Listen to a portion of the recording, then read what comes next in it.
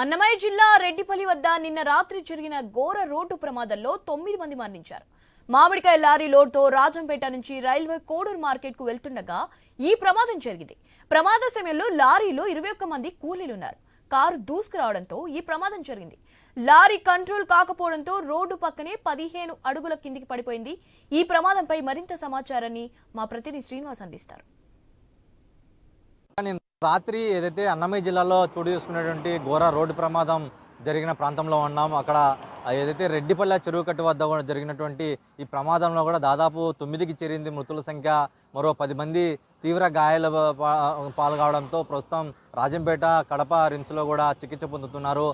ఇంకా రెడ్డిపల్లె వద్ద ఉన్నటువంటి ఈ లారీనే నిన్న ఏదైతే మామిడికాయ లోడుతో తీసుకెళ్తూ రాజంపేట ఇసుకపల్లి నుంచి కూడా రైల్వే కోడూరు మార్కెట్కు తీసుకెళ్తూ ప్రస్తుతం ఇక్కడ ప్రమాదం చోటు చేసుకుంది. ఇక్కడ ఉన్నటువంటి యువకుడు దాదాపు 25 ఏళ్ళైన 25 సంవత్సరాలు ఉన్నటువంటి యువకుడు కూడా ఈ లారీని తీసుకెళ్తూ ఉన్నాడు, డ్రైవర్గా తీసుకెళ్తూ ఉన్నాడు.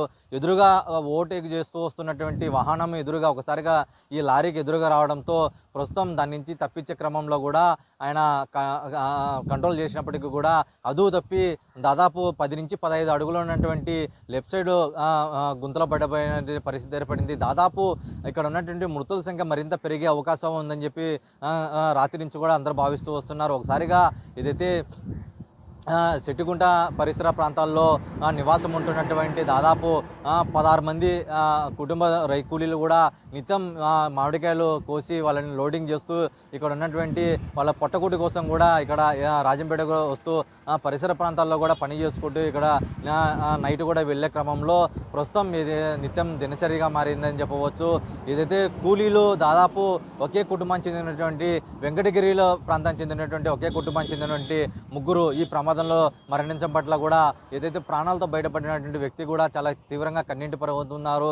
కడప రేణిగుంట జాతీయ రహదారిలో నిత్యం కూడా ప్రమాదాలను బారి పడుతున్నారు. ఇక్కడ అధిక సంఖ్యలో మృతుల సంఖ్య కూడా ప్రమాదాలు పెరిగే కొద్దీ కూడా మృతుల సంఖ్య అధికంగా అవుతుందని చెప్పవచ్చు. గతంలో ఏదైతే నేషనల్ గ్రీన్ హైవే సంబంధించినటువంటి కడప రేణిగుంట సంబంధించినటువంటి 3,500 కోట్ల రూపాయలు నిధులు కూడా 3,500 కోట్ల రూపాయలు కూడా నిధులు కూడా మంజూరు చేసింది.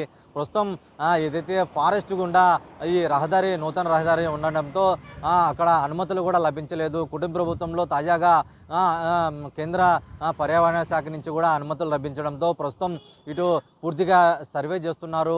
ఎక్కడ ఏ ప్రాంతాల్లో బ్రిడ్జులు అలాగే రోడ్డు నిర్మాణం సంబంధించినటువంటి పూర్తి కూడా పర్యవేక్షణ జరుగుతుంది. ప్రస్తుతం ఆ నూతన నిర్మాణం కూడా పూర్తిగా అందుబాటులోకి వస్తేగినా ఇక్కడ ఉన్నటువంటి ఈ ప్రమాదాలు పూర్తిగా అదుపు అవుతాయని చెప్పి ఇటు ప్రజలు భావిస్తూ వస్తున్నారు.